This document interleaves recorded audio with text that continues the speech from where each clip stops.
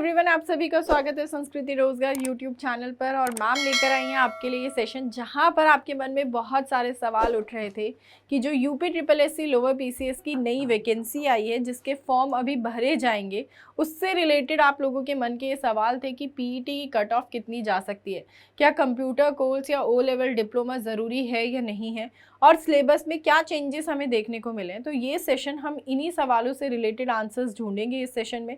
तो आप लोगों के लिए ये काफ़ी हेल्पफुल सेशन हो सकता है। तो सबसे पहले हम नोटिफिकेशन के बारे में जान लेते हैं कि जो स्टूडेंट अब तक नोटिफिकेशन नहीं पढ़ा है, तो मैंने ऑलरेडी एक सेशन भी लिया हुआ है, आप वो देख सकते हैं। तो जो इसकी आपकी फॉर्म दिए गया था नोटिफिकेशन, वो 30 मार्च को रिलीज़ किया गया था, लेकिन अभी आपके फॉर्म भरने जो शुरू होंगे वो 29 मई से फॉर्म फिलिंग शुरू होगी और जिसकी लास्ट डेट होगी आपकी 18 जून, लेकिन चेंजेस के साथ आप 25 जून तक भर सकते हैं। और ये अच्छी खासी वैकेंसीज़ है, आपकी 2285 पोस्ट हैं जो यहाँ पर रिलीज़ की गई है। 2019 की अगर हम इस वैकेंसी की बात करें, लास्ट आई थी 2019 में, जहाँ 600 कुछ पद थे, और ये अब इतनी बड़ी वैकेंसी आई है और वो भी इतने साल बाद। तो आप लोगों के लिए एक बहुत बेहतर अपॉर्चुनिटी है जहाँ आप ऑफिसर बन सकते हैं इस वैकेंसी के थ्रू। और यहाँ पर जब हम क्वालिफिकेशन की बात कर रहे हैं तो आपका पीईटी का जो स्कोर है उसी के बेसिस पे स्क्रीनिंग की जाएगी और आप ग्रेजुएट होने चाहिए। तो यहाँ पर ग्रेजुएशन मांगी गई है जो कि आपके पोस्ट स्पेसिफिक पर्टिकुलर जो पोस्ट है उस पोस्ट में उस कैटेगरी में ग्रेजुएशन हो तो वो मांगी गई है।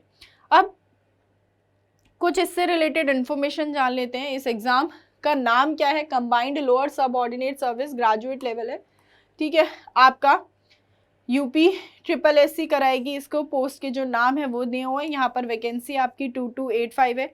स्टेट लेवल एग्ज़ाम है। यहाँ पर 100 क्वेश्चन होंगे, 100 नंबर के, और नेगेटिव मार्किंग भी होगी हाफ मार्क्स की, ठीक है। उस 1/4 की, मतलब 0.25 आपका माइनस हो जाएगा। 120 मिनट्स का होगा, मतलब 2 घंटे के होंगे। 3 पार्ट होंगे आपके इस पेपर में, एमसीक्यू बेस्ड क्वेश्चंस होंगे। सिंगल ऑब्जेक्टिव टाइप पेपर होगा। और ऑफिशियल वेबसाइट जहां पर फॉर्म भरे जाएंगे वो है आपकी www.upssc.gov.in। अब एज की बात करें तो आपकी जो मिनिमम एज होनी चाहिए वो होनी चाहिए 21 साल, चाहे आप जनरल कैटेगरी से हैं, अनरिजर्व्ड कैटेगरी, या फिर SC ST OBC कैटेगरी से हैं, तो भी आपकी मिनिमम एज कितनी होनी चाहिए? 21 ही होनी चाहिए। लेकिन मैक्सिमम एज की बात करें तो आप जनरल कैटेगरी के हैं तो आपकी मैक्सिमम एज 40 ईयर्स, और इनको 5 साल का रिलैक्सेशन प्रोवाइड किया गया है। और ये जो आपकी एज है वो 1 जुलाई 2026 की बात कर रहे हैं कि 1 जुलाई 2026 को आपकी 21 साल की उम्र पूरी हो गई हो, मतलब, ठीक है।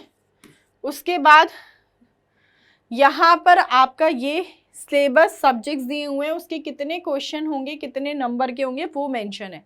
तो एक बार देख लेते हैं। मैंने आपको बताया था कि 3 पार्ट होंगे आपके पेपर के, भाग 1, भाग 2 और भाग 3।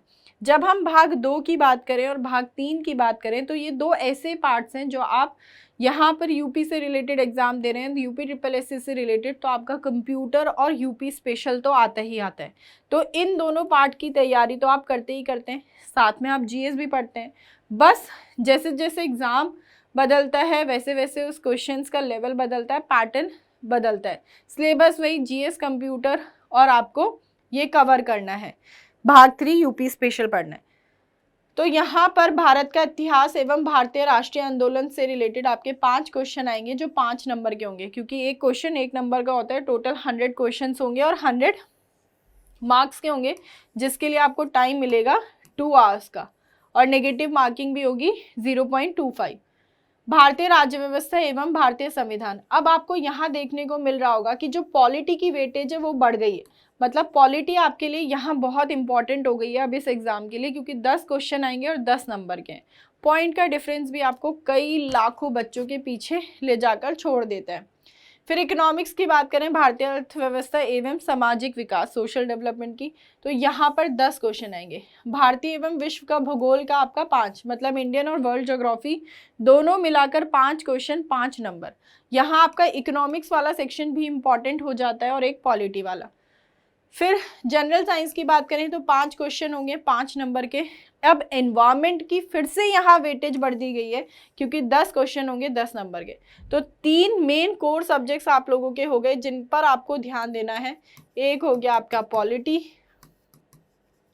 एक हो गया आपका इकोनॉमिक्स और एक आपका एनवायरनमेंट।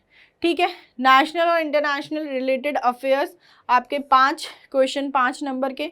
फिर सामान्य बुद्धि परीक्षण जो आपकी DI 5 नंबर, प्रारंभिक गणितीय मैथ से आपकी यहाँ 5 क्वेश्चन 5 नंबर के, और सामान्य हिंदी भी 5 क्वेश्चन 5 नंबर के। कंप्यूटर के टोटल 15 क्वेश्चन 15 मार्क्स के, और यूपी स्पेशल आपकी 20 क्वेश्चन 20 मार्क्स के होंगे। तो यहाँ पर इन दोनों पार्ट्स की वेटेज के साथ GS में ये 3 सब्जेक्ट्स बहुत इंपॉर्टेंट हो जाते हैं आपके लिए, जिनको आपको गलती से भी मिस नहीं करना है, जिन पर आपको फोकस करना ही करना है। फिर मुख्य बदलाव क्या है कि यहाँ पर आपका करंट अफेयर्स का इंपॉर्टेंट बढ़ा। ठीक है, GS में आपके जो संविधान है, अर्थव्यवस्था है, यूपी प्रशासन संबंधित चीज़ें बढ़ी, यूपी स्पेशल को काफ़ी इंपॉर्टेंस दी गई है, और आपके इकोनॉमिक्स के। अब क्या PET की जब स्कोर की बात करें तो PET केवल क्वालिफाइंग स्क्रीनिंग एग्जाम है, मतलब आपका PET के स्कोर पर ही आपको स्क्रीनिंग किया जाएगा। अब PET की जब हम कैटेगरी की बात करें और प्रीवियस ट्रेंड देखें तो अगर वो 15 गुना लेता है या 45 गुना भी लेता है तो उस बेसिस पे अपन लोग देखें भी तो मेन बेसिकली हमारी जो कट ऑफ जाएगी वो 60 to 65। अब ये सिर्फ एक एक्सपेक्टेड है, ऐसा नहीं है कि ये ऐसा है कि इतनी ही चली जाएगी आप लोगों की। देखो यहीं पर आपका रिजर्वेशन की बात करें तो OBC और उनका 1-2 नंबर का डिफरेंस आता है, ज़्यादा डिफरेंस नहीं आता है। तो अगर आप इस पॉजिटिव स्कोर में हैं तो आप इसकी तैयारी बिना सोचे समझे कर सकते हैं।